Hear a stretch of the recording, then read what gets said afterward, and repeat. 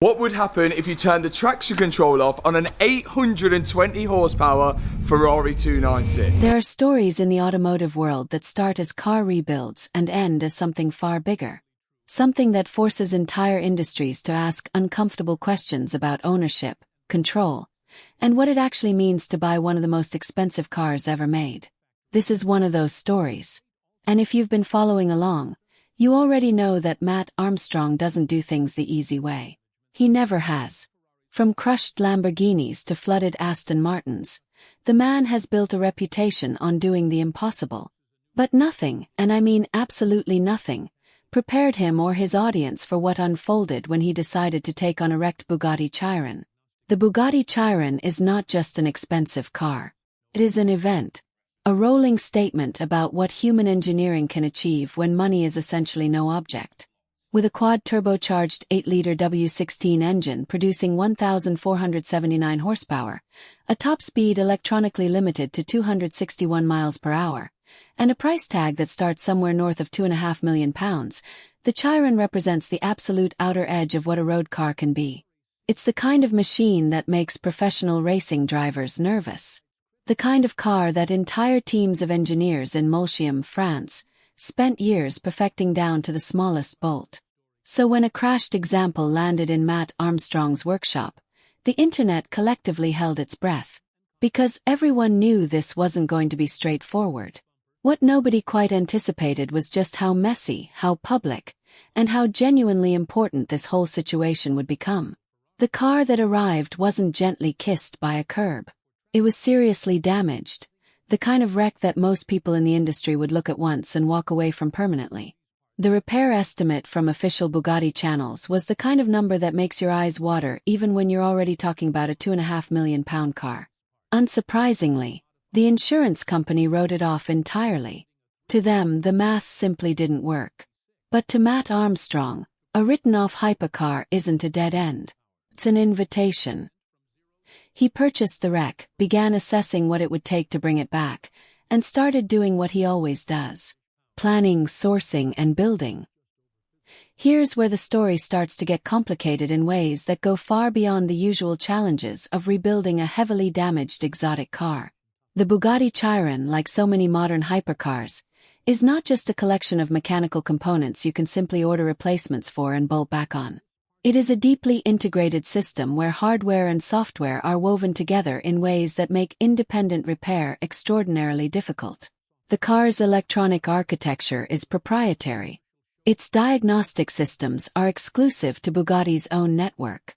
And critically, many of the physical parts required to rebuild a damaged Chiron are simply not available to anyone outside the official Bugatti supply chain. This isn't an accident. It's a deliberate design philosophy. And it was about to collide head-on with Mat Armstrong's determination. When Mat's team began reaching out to source the components needed for the rebuild, they ran straight into a wall. Not a wall of indifference or bureaucratic delay, but an active, intentional refusal. Bugatti, it became clear, did not want this car rebuilt by anyone outside their official network. Parts requests were declined. Official channels closed. The message from the manufacturer was unambiguous. This car, despite being legally purchased and owned by Mat, was not something Bugatti intended to support in any independent restoration effort. For most builders, that would have been the end of the conversation. For Mat Armstrong, it was the beginning of a very public one. What happened next caught almost everyone off guard, including one suspects, Bugatti themselves. Mat didn't quietly shelve the project or sell the wreck on. Instead, he took the story to his audience. He laid out exactly what he was trying to do, exactly what Bugatti was refusing to cooperate with, and let millions of subscribers make up their own minds about whether that was right or wrong. The response was enormous.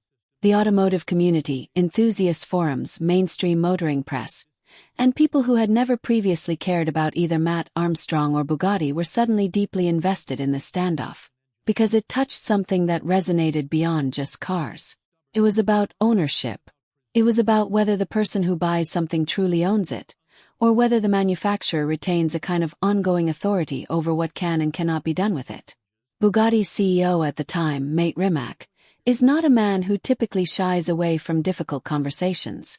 He built his reputation on engineering innovation and a willingness to take on conventional thinking in the automotive industry. So when he entered the public debate around Mat's Chiron project, people listened carefully. Rimac's position was nuanced but firm. He articulated concerns about safety, about the integrity of a vehicle that operates at such extreme performance levels, and about the responsibility a manufacturer carries when its name is on a car. His argument was that a Bugatti Chiron rebuilt outside official procedures, without access to the proprietary diagnostic and calibration systems, could never be guaranteed to perform safely at the speeds it was designed for. And if something went wrong, the consequences at those speeds would be catastrophic. These are not unreasonable concerns on their face. The Bugatti Chiron is not a car that forgives mistakes. At full speed, the aerodynamic loads, the thermal management, the tire pressures, and dozens of other variables are operating at the absolute limit of what current technology can manage. A miscalibrated sensor, a compromised structural component, or a software parameter that's been reset incorrectly could, in theory, have genuinely lethal consequences. Bugatti's argument was essentially that their restrictions existed to prevent exactly that kind of outcome, that safety, not corporate protectionism, was the driving motivation behind their refusal to support the rebuild. But here's where it gets genuinely interesting, because Mat Armstrong and his supporters had a counter-argument that was equally compelling. The car, they pointed out, was already written off. It was already sitting in a workshop as a damaged wreck. The choice was not between a perfect Bugatti and a rebuilt one. The choice was between a rebuilt one and a scrapped one. And the notion that it was safer for the car to be crushed than carefully restored by an experienced team with genuine parts struck many people as an argument that had more to do with corporate control than with genuine safety concern. The right to repair movement, which had been building momentum across the technology sector for years, suddenly had one of its most glamorous and high-profile test cases sitting in a workshop in Northampton. What makes this debate so genuinely difficult to resolve cleanly is that both sides have legitimate points. There really are safety considerations unique to a car like the Chiron that don't apply to a straightforward mechanical rebuild of something simpler. The integration of systems on a modern hypercar is so profound that the idea of anyone without access to the manufacturer's full diagnostic and calibration suite doing a complete restoration is legitimately concerning from a pure engineering standpoint. But the counter-argument, that manufacturers are using safety as a convenient shield to protect business models and control secondary markets, is also hard to dismiss entirely. Because the practical effect of Bugatti's stance was not that the car was safer. It was that the car sat undrivable, while its legal owner was unable to exercise any meaningful control over his own property. Mat kept building. Slowly, creatively, and with enormous resourcefulness, the team found ways to make progress on the Chiron despite the parts and software restrictions. Some components were sourced through channels that Bugatti hadn't anticipated or closed off. Others required fabrication or adaptation. The build became a genuine engineering exercise in problem-solving under constraint, and Mat documented every step of it for his audience. The subscriber count climbed. The debate raged. And Bugatti watched, along with pretty much everyone else who followed the automotive world. The public nature of this whole saga did something that most corporate disputes never achieve. It made the abstract question of right to repair genuinely tangible for a mass audience. People who had never thought about whether they truly owned the phone in their pocket or the software in their car suddenly had a visceral, concrete example in front of them. A man had legally bought a thing. He was trying to fix it. A multinational corporation was actively preventing him from doing so. Whatever your view on the specific details of the Chiron case, that basic dynamic struck a nerve with a very large number of people. What Bugatti probably did not anticipate was how effectively Mat's platform would reframe the narrative. In most corporate disputes of this kind, the company holds almost all the cards. They control the parts, the software, the dealership network, and the official channels of communication. The independent builder or owner has very little leverage. But Mat Armstrong had 6 million subscribers and a talent for explaining technical subjects in ways that were both accessible and genuinely engaging. That changed the balance of power in ways that were unusual and, for Bugatti, probably uncomfortable. The story also shone a light on practices that were widespread across the industry but rarely discussed so openly. Ferrari was doing similar things with their hybrid systems. McLaren had comparable restrictions. Lamborghini, Porsche, and others all had various mechanisms by which independent repairs of their most complex vehicles were effectively impossible without factory cooperation. Mat's Bugatti project didn't invent these tensions, but it gave them a face and a story that millions of people could follow in real time. And that matters because the right to repair movement needs exactly these kinds of high-profile, emotionally engaging cases to build the public pressure required to change legislation. Because legislation is ultimately where this has to go. The question of whether an individual owner has the right to repair their own property is not one that can be settled through YouTube comment sections or even through individual corporate negotiations. It requires regulatory frameworks that are fit for the reality of modern software-integrated products. Several governments have been moving in this direction, but progress has been slow and the automotive sector has largely been able to avoid the stricter mandates that have been applied to consumer electronics in some jurisdictions. Mat's Chiron project, by making the issue so visible and emotionally resonant, contributed meaningfully to the conversation happening in those regulatory spaces. The conclusion of the Bugatti build, when it finally came, was characteristically Mat Armstrong. After extraordinary effort, creative problem-solving, significant investment, and months of very public struggle, the car ran. It wasn't a complete restoration to Bugatti factory specification, because that was never possible without cooperation that was never coming. But it was a car that moved under its own power, that had been brought back from a state that every official channel had declared terminal, and that proved a point about what skilled, determined, resourceful people can achieve even when powerful institutions are actively working against them. For his audience, that moment carried a weight that went well beyond the mechanical achievement it represented. But the story didn't end with the car running.